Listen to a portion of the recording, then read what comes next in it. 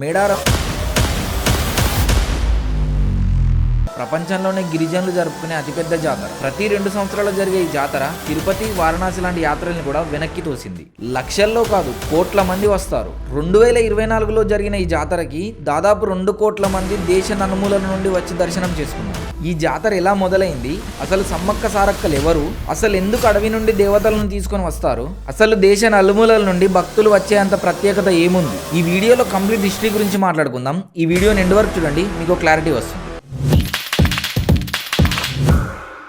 మేడారం అనే ఈ చిన్న అడవి గ్రామం తెలంగాణ ములుగు డిస్టిక్ తాడ్వాయి మండలంలో ఉంది. ఈ భూమిని కేవలం ఒక ప్రదేశంగా మాత్రమే కాదు, దీన్ని చాలా మంది గిరిజన స్వాతంత్ర సంగ్రామం జరిగిన పవిత్ర భూమిగా పిలుస్తారు. జాతర ఎలా జరుగుతుందన్న దానికంటే ముందు ఎప్పుడు స్టార్ట్ అయింది, ఎలా స్టార్ట్ అయింది, దీని వెనుకున్న స్టోరీ గురించి మాట్లాడుకుందాం. 13వ సెంచరీ కాకతీయుల టైంలో ఒక కొయ్యదొరకు పిల్లలు లేరు. వాళ్ళు రోజు అమ్మవారికి నాగేంద్రుడికి పూజ చేస్తూ ఉండేవారు. ఒక రోజు పుట్టపైన ఒక పాప సింహాల పులుల మధ్యలో వెలుగుతూ కనిపించింది. కానీ కొందరు పుట్టపైన కాకుండా పక్కన పెట్టెలో దొరికిందని చెప్తారు. వాళ్ళ పాపని తీసుకొని మాఘ పౌర్ణమి రోజున సమ్మక్క అనే పేరు పెట్టారు. సమ్మక్క పెరిగి పెద్దయ్యాక అప్పుడు గిరిజనులకు రాజైన పగిడిద్ద రాజుకిచ్చి పెళ్లి చేశారు. సమ్మక్క పెళ్లి కంటే ముందు బయ్యక్కపేట దేవరగుట్ట మీద ఉండేది అని కూడా చెప్తారు.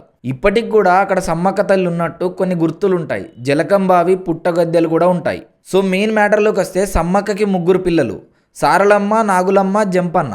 ఆ టైంలో కాకతీయ రాజు ప్రతాపరుద్రుడు కప్పం కట్టమని అక్కడున్న గిరిజనులను ఒత్తిడి చేస్తే కుటుంబం మొత్తం యుద్ధంలోకి దిగింది. ఆ యుద్ధంలో సారలమ్మ తన భర్త గోవిందరాజు కన్నపల్లి దగ్గర యుద్ధం చేస్తూ చనిపోయారు. ఆ తర్వాత సమ్మక్క కొడుకైన జంపన్న సంపెంగనే వాగు దగ్గర యుద్ధం చేస్తూ ఆ వాగులో పడి చనిపోయాడు. అందుకే సంపెంగ వాగుకి జంపన్న వాగు అని పేరు వచ్చింది. తరువాత పగిడిద్ద రాజు కూడా ఆ యుద్ధంలో చనిపోయాడు. చివరికి సమ్మక్క కూడా యుద్ధం చేసి గాయాలతో చిలకల గుట్ట మీదకెక్కి తనంతట తానే మాయమయ్యి నార చెట్టు కింద కుంకుమ బరిలాగా మారుతుంది. తల్లి వెనకపోయిన గిరిజనులు అక్కడ ఉన్న కుంకుమ బరిడిని చూసి దేవతలను మనల్ని కాపాడడానికి వచ్చారని అప్పటి నుండి సమ్మక్క సారక్క జాతరలని జరపడం మొదలుపెట్టారు. ఈ జాతర మొత్తం 4 రోజులు జరుగుతుంది.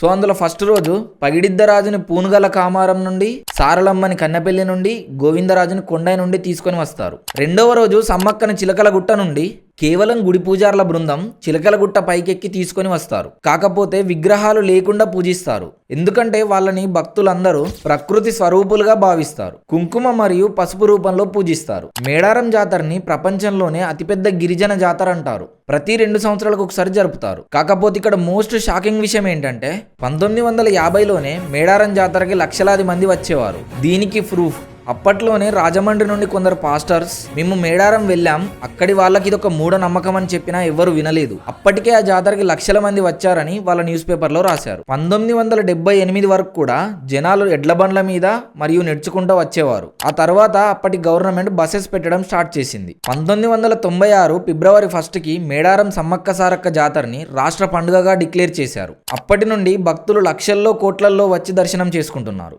2024లో జరిగిన జాతర డాటా ప్రకారం దాదాపు 2 కోట్ల మంది మేడారం జాతరకు వచ్చారు. అక్కడికి వచ్చే వాళ్ళు కోరికల్ని తీర్చుకొని బెల్లాన్ని బంగారం రూపంలో తల్లికి సమర్పిస్తారు. ఈ సంవత్సరం 2026లో జరిగే జాతర కోసం తెలంగాణ గవర్నమెంట్ 250 కోట్లతో అక్కడ గద్దెలను, రోడ్లను అన్నిటినీ డెవలప్ చేస్తుంది. అండ్ ఫైనల్లీ 2026లో జరిగే ఈ జాతర 28 నుండి 31 వరకు జరుగుతుంది. ఈ వీడియో మీ అందరికీ ఒక ఫుల్ క్లారిటీ ఇచ్చిందని అనుకుంటున్నా. ఈ వీడియో మీకు నచ్చితే మాత్రం సబ్స్క్రైబ్ చేయండి. నెక్స్ట్ వీడియోలో ఒక కొత్త టాపిక్తో మళ్ళీ కలుద్దాం. Until stay informed, stay responsible.